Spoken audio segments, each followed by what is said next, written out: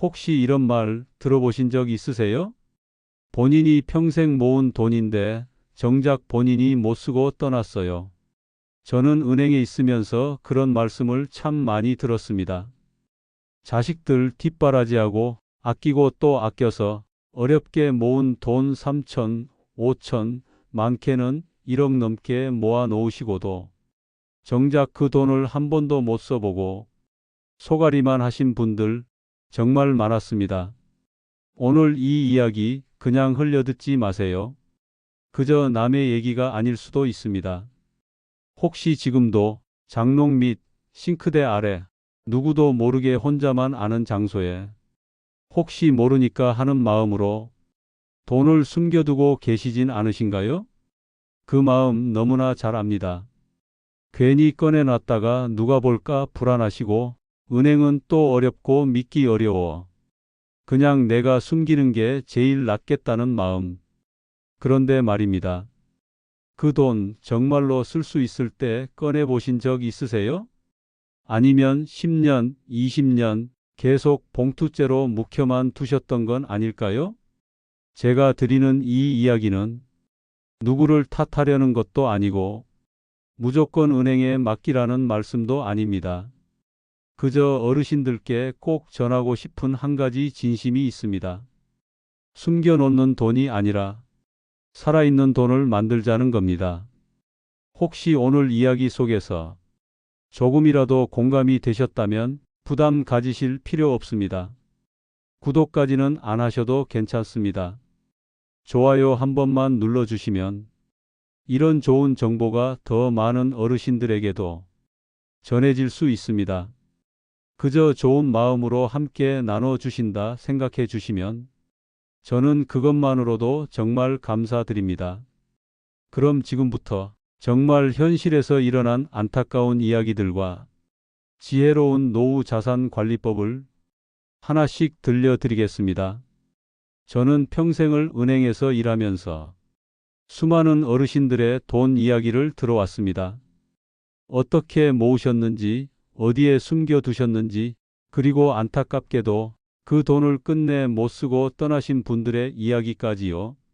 요즘처럼 사기도 많고 세상 돌아가는 속도도 빠르다 보니 괜히 은행에 맡기자니 불안하고 또 집에 두자니 불안하고 정말 어디다 둬야 내 돈을 지킬 수 있는 건지 헷갈리시는 분들 참 많습니다.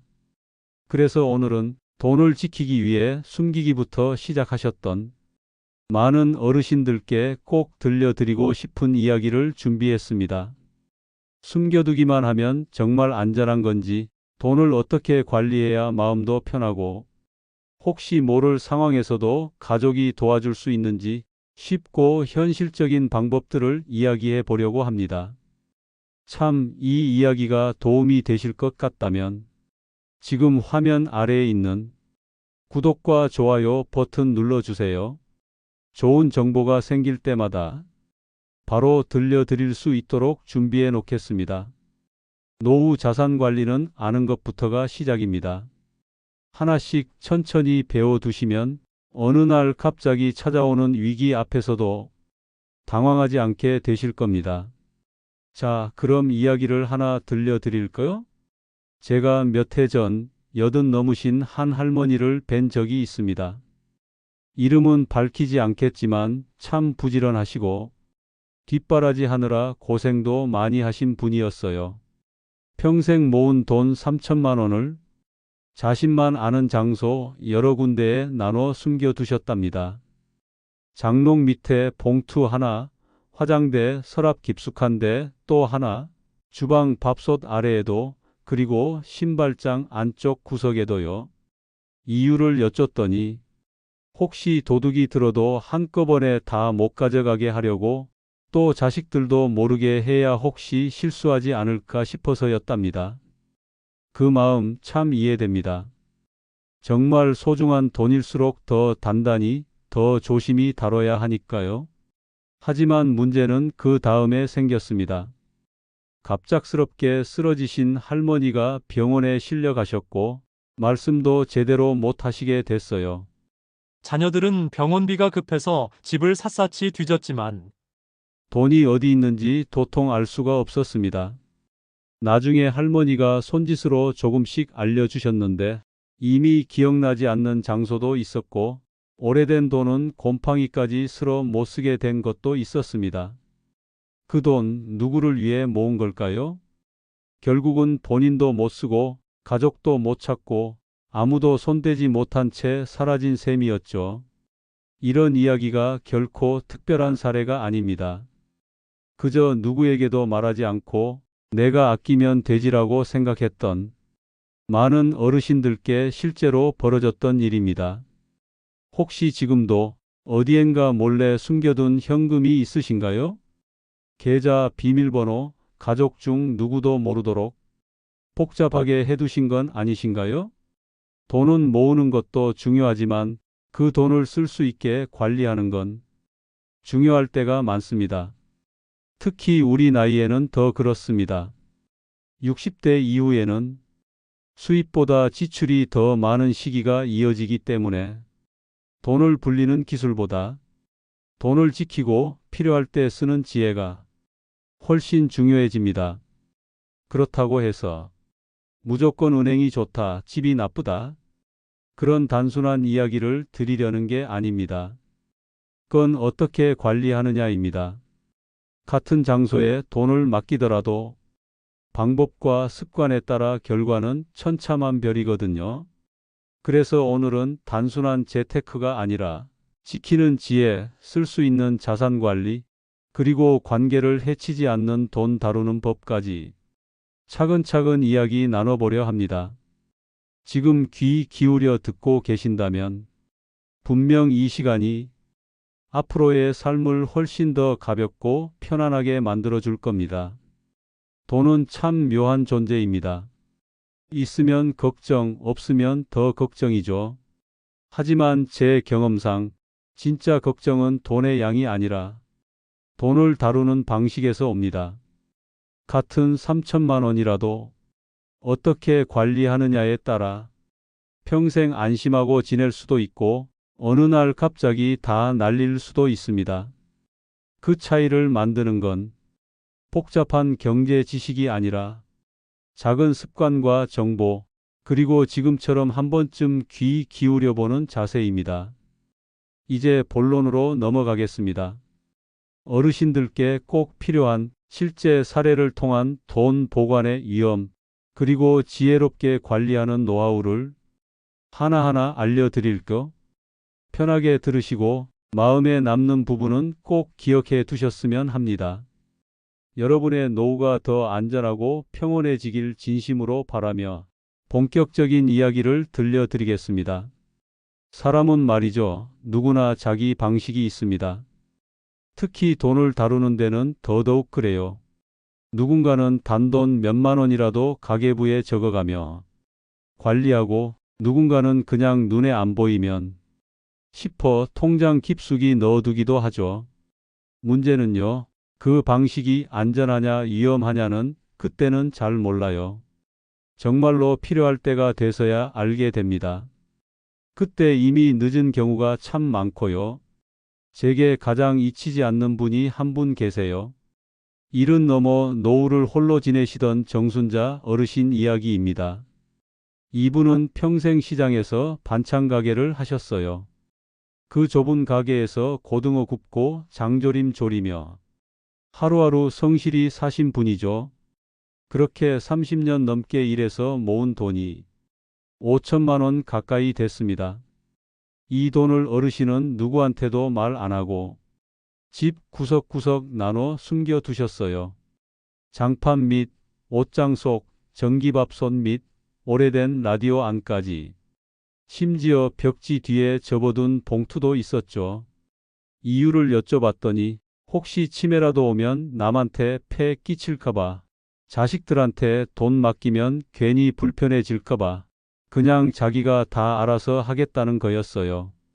그런데 어느 날 어르신이 쓰러지셨어요. 혼자 계시다가 며칠 만에 발견됐고 다행히 생명은 건지셨지만 그 이후로는 말을 제대로 못 하시게 됐죠. 가족들이 병원비를 마련하려고 집을 샅샅이 뒤졌지만 도저히 돈을 찾을 수 없었습니다. 어르신도 제대로 기억을 못 하시더군요. 겨우겨우 몇 봉투는 찾았지만 곰팡이 핀 돈도 있었고 어디 있던지는 아예 잊어버리신 것도 많았습니다. 그 5천만 원이요. 결국 절반도 못 찾았어요. 그 돈은 누굴 위해 숨겨 놓으신 걸까요? 정작 본인은 쓰지도 못하고 가족도 몰라서 못 쓰고 그냥 그렇게 사라진 겁니다. 어르신 현금을 집에 숨기는 게 그렇게 불안하지 않고 편하게 느껴지실 수도 있어요. 그렇지만 진짜 위험은 도둑보다 불보다 내 기억이 먼저 무너지는 그 순간에 시작됩니다. 사람은요, 나이가 들수록 기억도 흐려지고 몸도 내 맘 같지 않아요. 그땐 나만 아는 정보는 아무도 모르는 돈이 됩니다. 그건 곧 내 돈이 아닌 돈이 되는 거예요. 자, 두 번째로 많이들 하시는 실수 하나 더 있습니다. 바로 모든 돈을 한 통장에 몰아두는 겁니다. 그게 뭐가 문제야? 관리하기 편하잖아. 이렇게 생각하실 수 있죠. 그런데요, 우리나라에선 한 사람당 한 은행에서 예금자 보호가 되는 금액이 딱 정해져 있습니다. 이자 포함해서 5천만 원까지만 보장이 되는 거예요. 그러니까요, 어느 한 은행에 7천만 원, 8천만 원씩 넣어두셨다면 혹시라도 그 은행이 문제가 생기면 나머지 2천만 원, 3천만 원은 날아갈 수 있다는 이야기죠. 물론 은행이 망할 일이 흔하진 않지만 세상에 절대란 말은 없잖아요. 오히려 조심해서 나쁠 건 없습니다. 그리고 요즘은 해킹, 보이스 피싱, 스마트폰 사기 같은 것도 참 많습니다. 하루가 멀다 하고 수법이 바뀌고 전화 한 통, 문자 한 개에 속아 넘어가는 일이 생각보다 많아요. 모든 돈이 한 통장에 들어 있으면 그 통장에 사고가 나면 끝입니다. 생활비도 병원비도 전부 못 꺼내요. 자식한테 손 벌려야 하고 빚까지 져야 하는 상황이 생기기도 합니다. 그래서 제가 항상 말씀드리는 게 있어요. 돈은 목적에 맞게 나눠서 관리하셔야 한다는 겁니다. 하나는 생활비용, 하나는 비상금, 하나는 장기 저축용 이렇게만 나눠도 훨씬 안전해지고요.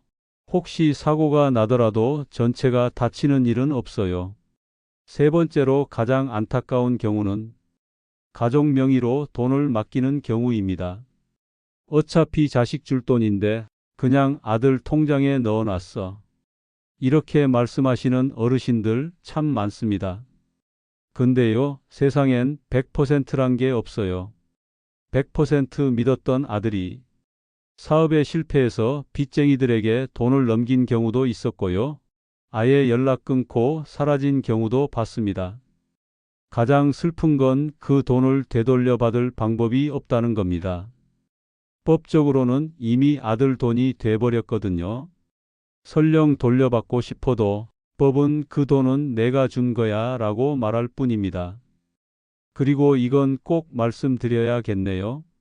지인이나 친구한테 빌려준 돈, 계약서도 없이 구두로만 약속하신 경우요. 그 돈은 열에 8번 못 돌려받으십니다. 오래된 친구니까 믿었지 이웃사촌인데 설마 그럴까? 이런 말 하셨던 분들 뒤늦게 배신당하고 몸도 마음도 상하신 경우 정말 많습니다. 돈 문제는요, 사람을 바꿉니다. 사람도 욕심 앞에선 달라질 수 있어요. 그게 사람입니다. 가족이라도 친구라도 돈 앞에선 반드시 법적인 장치를 마련하셔야 해요. 공증을 하시든 간단한 계약서라도 쓰시든 이건 내가 돌려받을 수 있는 돈이라는 걸 증명할 수 있어야 합니다. 지금까지 말씀드린 이 세 가지 어쩌면 다 한 번쯤 들어보셨던 이야기일지도 모릅니다. 하지만 그만큼 많이 일어나는 실수이고 그만큼 많이 후회하는 일이라는 뜻이기도 하죠. 이제 우리가 정말 생각해 봐야 할 건 어디에 돈을 두느냐가 아니라 어떻게 두느냐입니다. 내 돈을 내가 쓸 수 있도록 그리고 가족이 필요할 때 도와줄 수 있도록 지혜롭게 준비하는 것, 그게 진짜 노후 자산 관리 아닐까요? 그런데 말입니다. 여기서 한 가지 더 짚고 넘어가야 할 게 있습니다. 은행 직원의 말 그대로 믿으셔도 될까요? 제가 은행에서 일하던 시절 가끔은 가슴이 무거워질 때가 있었습니다. 고객님들께서 저희 말을 믿고 상품에 가입하시거나 큰돈을 맡기시는데 사실 그 모든 설명을 충분히 들으신 건 아니었거든요. 어르신은 그냥 맡기기만 하시면 돼요. 제가 다 알아서 해드릴게요. 이렇게 말씀드리는 건요. 어르신 입장에서야 참 편하고 고마운 말이겠지만 그 속엔 중요한 함정이 숨어 있을 수 있습니다. 예를 들어 예금인 줄 알고 가입한 상품이 알고 보니 펀드였던 경우, 아니면 보험인 줄 알았는데 해외 파생 상품이 섞여 있던 경우 실제로 꽤 많습니다. 설명서에 작은 글씨로 원금 손실 가능성이 있음이라고 써 있는데 그걸 자세히 읽어보시는 분은 거의 없으셨죠. 그리고 나중에 손해가 발생하면 은행 쪽에서는 이렇게 말합니다. 고객님께 설명 다 드렸고 서명도 받았습니다. 맞는 말이긴 한데요. 그 서명이 뭔지도 모르고 한 경우가 많다는 게 문제인 거예요. 제가 지금 이런 말씀 드리는 이유는 은행 직원이 나쁘다는 게 아닙니다. 그들도 실적 압박이 있고 상품 판매 목표가 있는 사람이니까요. 하지만 그렇기 때문에 더더욱 어르신 스스로가 묻지 않으면 알려주지 않는 것들을 꼼꼼히 챙기셔야 한다는 말씀을 드리고 싶은 겁니다. 질문하셔야 합니다. 이 상품은 원금이 보장되나요? 중도 해지하면 손해는 없나요? 예금자 보호 대상인가요? 이 세 가지만 확인해도 절반 이상의 문제는 예방할 수 있습니다. 그리고 가능하시다면 갈 땐 혼자 가지 마세요. 믿을 만한 분 한 분과 함께 가세요. 둘이서 들으면 놓치는 게 줄고 결정도 더 신중해질 수 있습니다. 특히 말입니다. 이건 오늘까지만 가능한 혜택이에요. 내일 오시면 조건이 바뀝니다. 이런 말에는 특히 주의하셔야 합니다. 진짜 좋은 상품이라면 굳이 그렇게 급하게 팔 필요 없습니다. 좋은 건 숨겨도 빛이 납니다. 정말 괜찮은 상품이라면 다음 주에 가입해도 별 문제 없습니다. 여기서 또 한 분의 사연을 들려드릴게요. 65살 김영자 어르신, 남편과 함께 자영업 하시다가 장사를 접고 받은 퇴직금 4천만 원을 어떻게 굴릴지 고민하다가 은행을 찾으셨어요. 담당 직원은 이거 가입하시면 특별 이자율이 적용됩니다. 오늘까지만 가능해요. 이렇게 말했죠. 결국 자세한 설명은 못 들은 채 급한 마음에 서명을 하셨고 나중에 알고 보니 그 상품은 10년 동안 해지할 수 없고 중간에 해지하면 원금의 일부가 손해나는 장기 투자 상품이었습니다. 몇 달 뒤 남편이 수술을 하게 되면서 그 돈이 필요해졌는데 해지하려니 손실이 너무 커서 결국 대출을 받아야 했죠.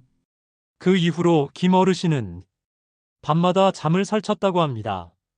내가 왜 그날 그렇게 서둘렀을까 자책하며 말이죠. 자, 이쯤 되면 확실히 아시겠죠. 돈은 숫자가 아니라 상황에 따라, 그리고 내가 얼마나 알고 있느냐에 따라 완전히 다른 얼굴을 가집니다. 같은 1,000만 원이라도 불안하게 숨겨두면 걱정거리이고 안전하게 나눠두면 든든한 버팀목이 되는 거죠. 그래서 제가 오늘 드리고 싶은 말씀은 이겁니다. 하나, 돈은 숨기지 말고 안전하게 나누어 관리하세요. 둘, 가족에게 맡기기 전엔 법적인 보호 장치를 마련하세요. 믿음도 좋지만 그 믿음을 지킬 방법이 더 중요합니다. 셋, 은행이나 금융기관을 이용하실 땐 질문하세요. 조금 무식해 보여도 괜찮습니다. 그 한마디가 수천만 원을 지켜줄 수 있어요. 그리고 넷, 서두르지 마세요. 오늘 가입 안 해도 괜찮습니다. 내일 다시 와서 가입해도 진짜 좋은 상품은 좋은 조건으로 남아 있을 겁니다. 마지막으로 5번째, 모은 돈은 쓸 줄도 알아야 합니다. 평생 아끼고 아끼다 정작 병원도 못 가고 따뜻한 옷 한 벌 못 입고 떠나신 분들 저는 너무 많이 봤어요. 돈은요, 쓸 줄 알아야 내 돈입니다. 필요할 때 나와 내 가족을 위해 기꺼이 꺼내 쓸 수 있어야 그게 진짜 돈이 하는 일이에요. 돈은 모으는 것보다 지키는 게 더 어렵습니다. 그리고 지키는 것보다 더 어려운 건 쓸 줄 아는 용기입니다. 평생을 아끼며 살아오신 어르신들, 그 삶의 무게와 고단함을 저는 잘 압니다. 햇빛 쨍한 날에도 두꺼운 외투 덧입으며 난방비 아끼시고 병원에 가야 할 통증에도 참고 또 참으시던 분들 많으시죠. 그런 분들이 5천만 원, 1억 원, 그보다 더한 돈을 집안 어딘가에 조용히 숨겨두고 아무도 모르게 쌓아 오셨다는 걸 저는 그저 기특하다 말하고 싶지 않습니다.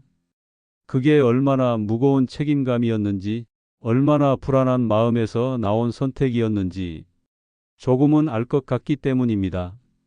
하지만 그 돈이 정작 필요할 때 내 손에 없고 내가 기억도 못하고 아무도 찾지도 못하는 돈이 된다면 그건 내 것이 아닙니다. 내 돈은요, 내가 필요할 때 쓸 수 있을 때만 진짜 내 돈입니다.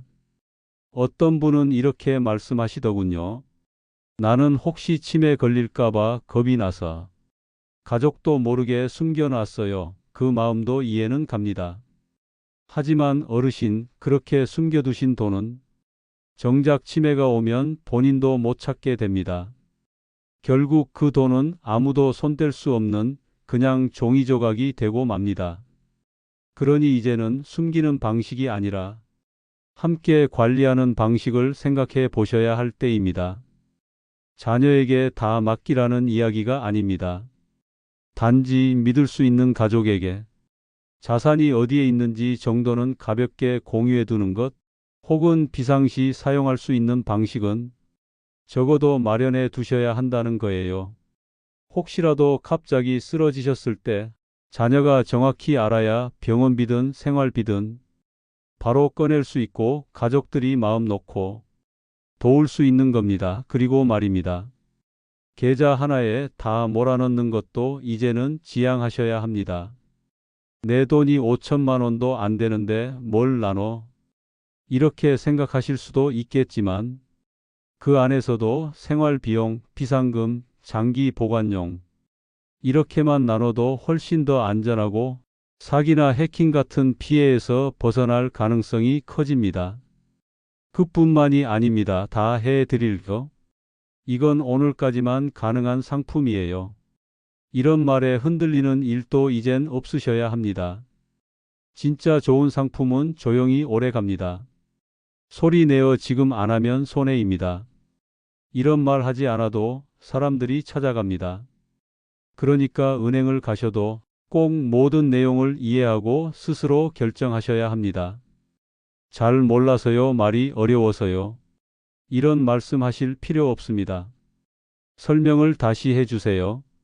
이건 서면으로 확인할 수 있을까요? 이렇게 물어보시는 게 훨씬 더 당당한 태도입니다.